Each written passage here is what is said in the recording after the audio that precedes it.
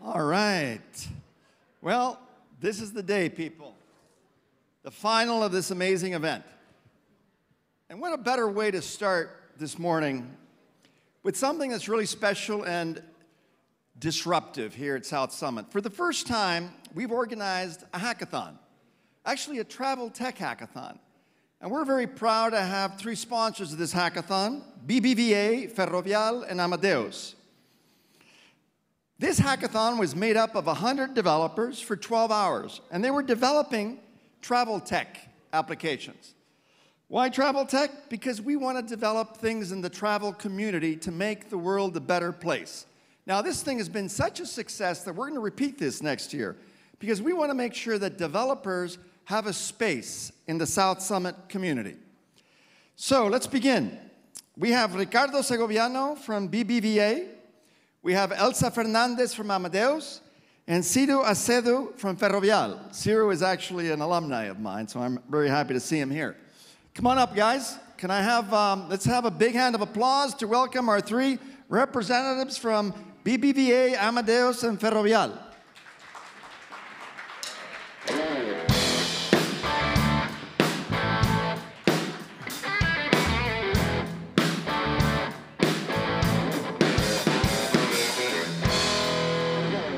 And the winner of the hackathon is Mr. Code.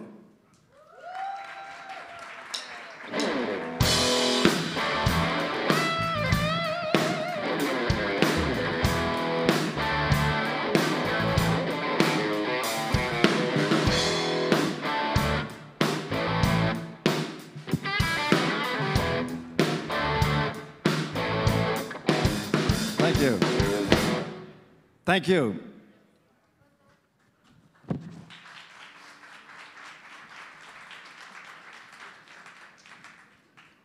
Our next speaker is not only a truly disruptive CEO in this country, but a good friend of mine.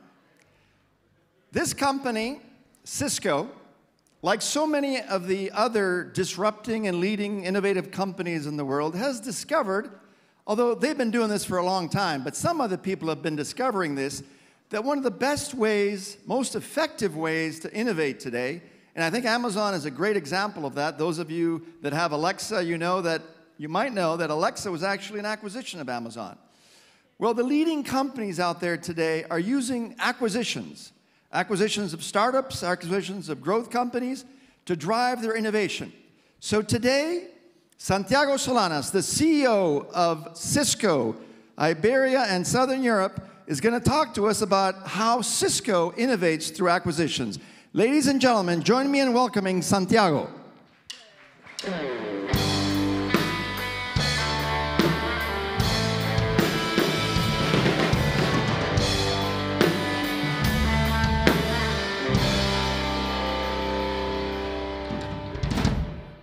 Wow, hard to beat that band. Thanks.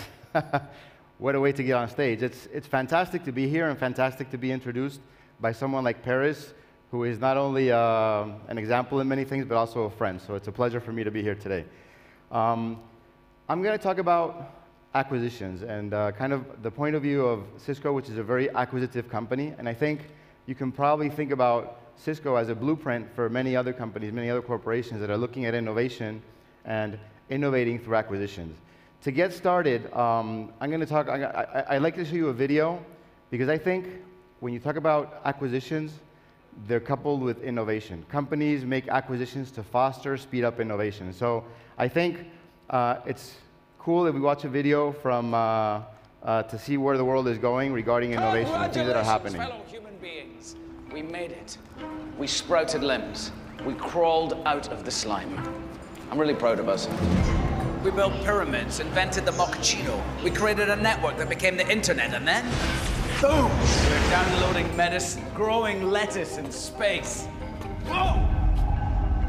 Hey, what does this thing do? We've got brain-to-brain communication, self-driving trucks. Hey, did you guys just print an ear? Veg!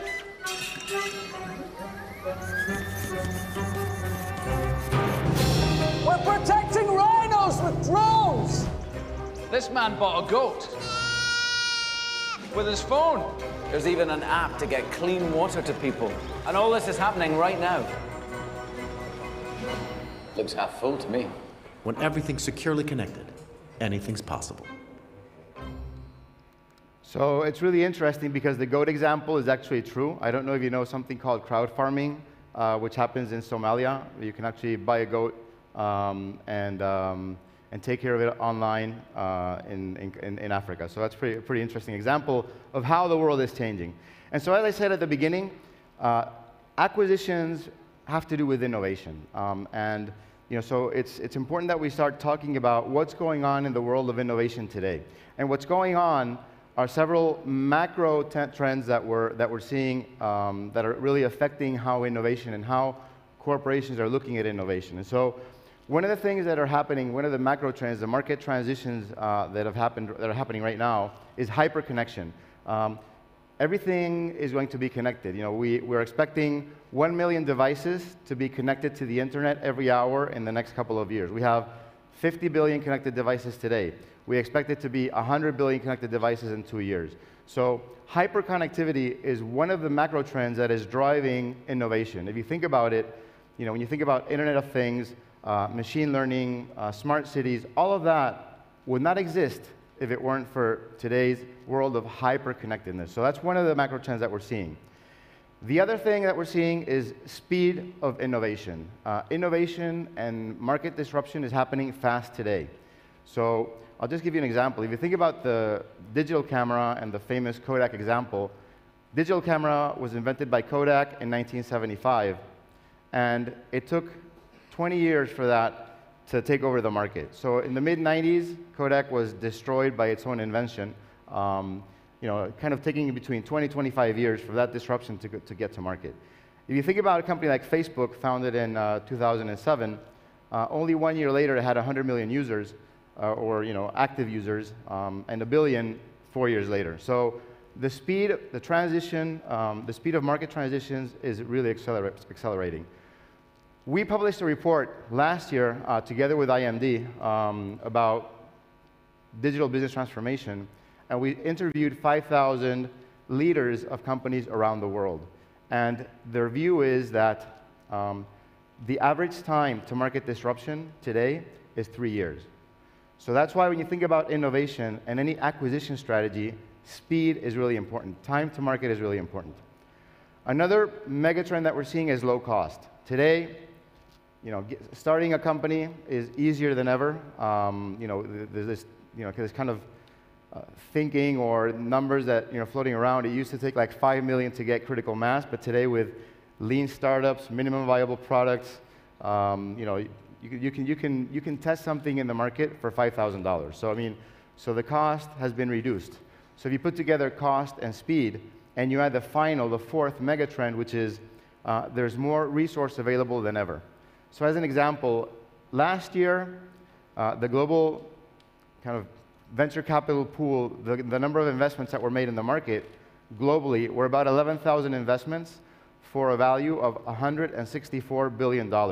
Both of those numbers are historic records. So innovation driven by hyperconnectedness, happening faster than ever, with low barriers to entry and with more resource available to drive it, is the situation which is really interesting, I think, in these times. The way we see innovation, we have a kind of a very structured approach to innovation, and acquisitions are a component. But it's good to see the framework, because this framework, which we use at Cisco, is probably very similar to many other frameworks for many other large companies that you might be thinking of that are also very acquisitive. We, of course, invest a lot in building, in delivering an innovation from inside Cisco. And so we invest about $6 billion, which is roughly 12% of our revenue, which is a significant amount with 26,000 engineers. And we deliver things to the market. So for example, last year we launched something called the Intuitive Network, which is kind of a network in the world of hyperconnectedness driven by context, which is a radical change and a market transition in the world of networking, which is important to us. So that's one of the outcomes of that. We also partner. So for example, we have 300,000 partners around the world, but the kind of partnerships that are happening today are different than in the past. Today, what's happening is companies like Cisco, Google, Apple get together. We go about building our own innovation, but we have control points along the way to make sure that when they come to market, they're perfectly integrated with the different platforms that are out there. And so this kind of partnership is driving, when you have your own people delivering innovation, meeting with people from other very, very important companies, just kind of the speed and the depth of the innovation multiplies. And we've seen many instances of that in these very, very serious partnerships. We have also invest, so we invest in funds and funds of funds. That kind of keeps us, it's like a radar in the market for very disruptive, future-facing innovation. And we co-develop. So we have 10 innovation centers around the world. We just we just opened up our new innovation center in Barcelona. So Spain is one of the countries. The South is one of the countries where Cisco is investing in an innovation center, which if you put together the investment on the center and in the ecosystem is about $30 million of investment. And we co-innovate with over 1,000 customers, over 500 startups, and we've delivered 70 solutions to the market through these innovation centers. The one in Barcelona, just so you know, is centered around Internet of Things and what we call fog or edge computing, which is using the network to actually make decisions, which is in the world of hyperconnectedness and connected cars, when you have to make a decision whether to turn right or left, or there's a pedestrian crossing, you have to stop the car. The data can't travel back and then come to the car. You have to make a decision right there on the edge, and so that's what Barcelona is centered on. And of course, we make acquisitions, which is what we're here to talk about today. We've made over 200 acquisitions, 24 of them in the last 3 years. So, so that continues to be a very important part of our innovation portfolio. And the acquisitions, we've done the numbers, and they're adding about between 1% and 2% of growth to the company every year. And so that's very significant for a company that has a revenue of $49 billion a year. And you can imagine the market value that that's adding, to our company, these innovations. It's really, really relevant. Why do we make acquisitions? And I'm not going to tell you anything that you don't know. It's a lot about common sense. So first of all, we think about our strategy. And our strategy at Cisco is delivering a secure, intelligent platform to enable digital business. That's the Cisco strategy in one sentence, easy to understand. And aligned with this strategy, we look at three things. We look at accelerating current solutions. So, getting to the market faster in a time of, the fastest, the speediest disruptions in the world of business are happening right now. So speed is really important. So accelerating innovation is one of the reasons why we make acquisitions.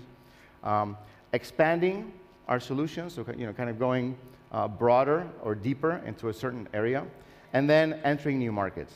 But this is, so what we do when we look at an acquisition, we basically, some acquisitions might have elements of the three.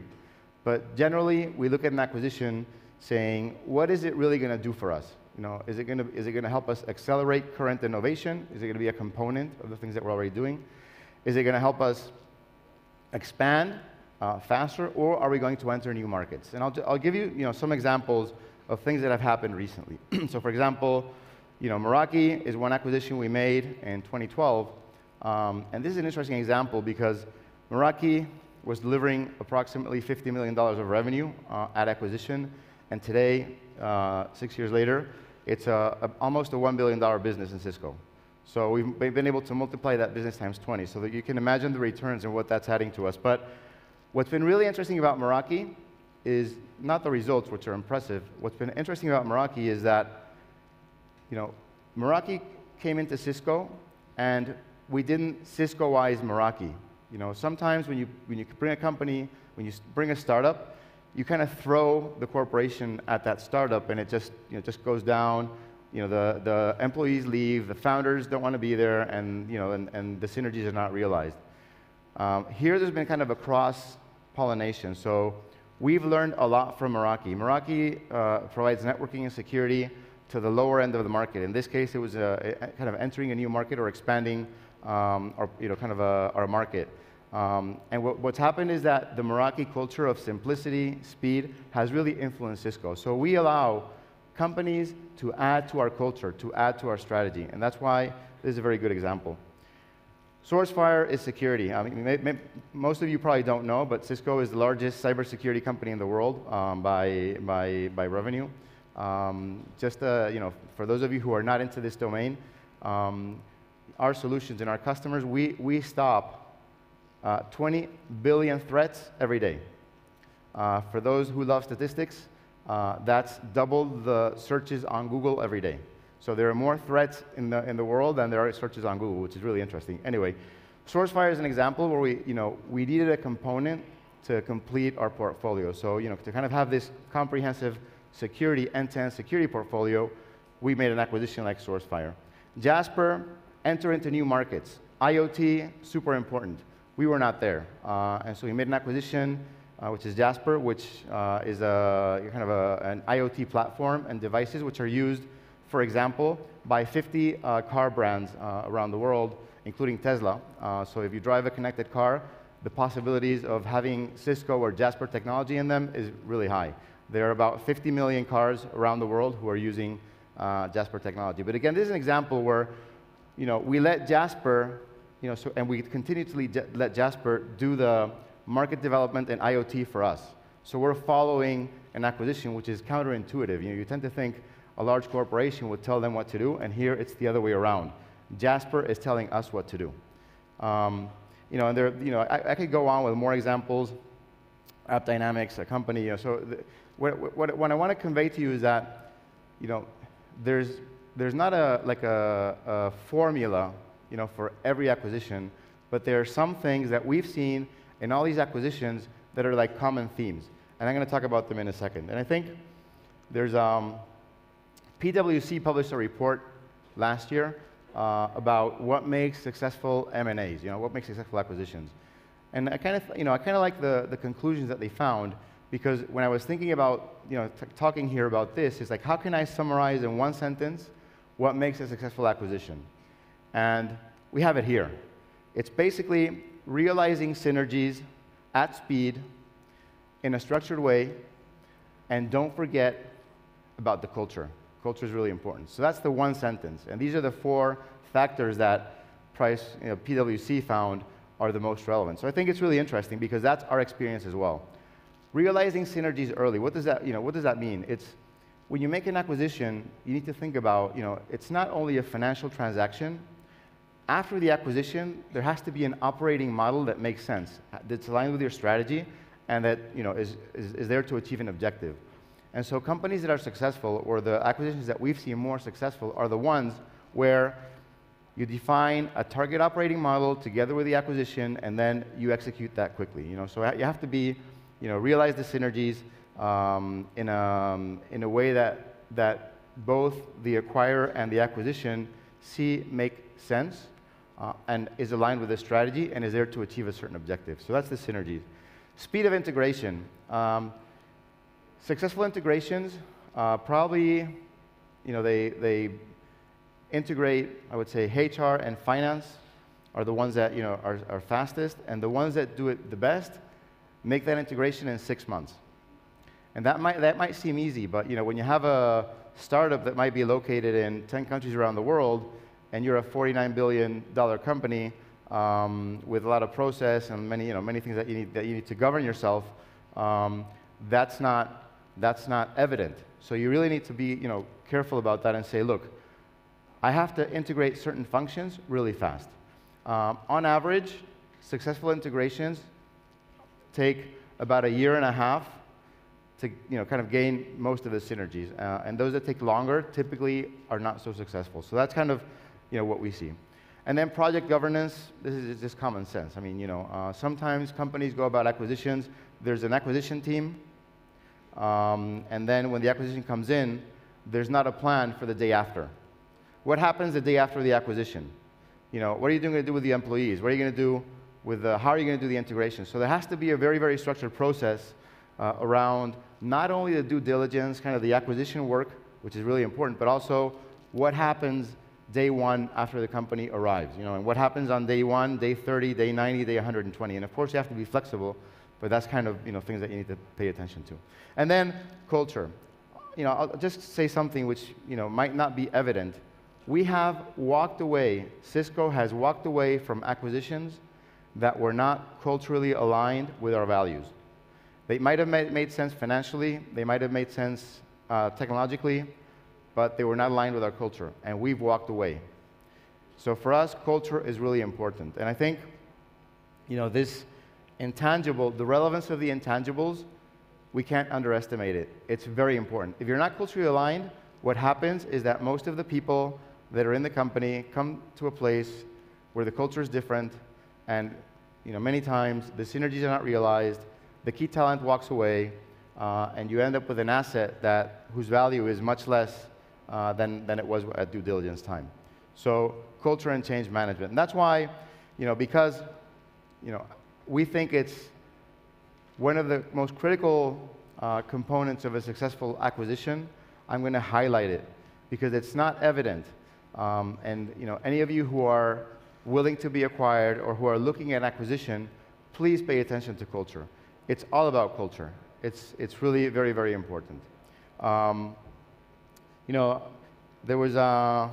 There's also a recent report by Bain and Company around kind of the same topic. And they have 10 different components of a successful acquisition strategy, which is very similar to the PwC one, more granular, but kind of very important. But the one thing that Bain, how many of you know Bain? Would you say it's heart is something that comes to your mind when you think about Bain? The heart and the feelings? Probably not, right? You think about the numbers, the pocket, and Excel, right? Well, the key thing they said was, for a successful acquisition to take place, it's about winning hearts and minds.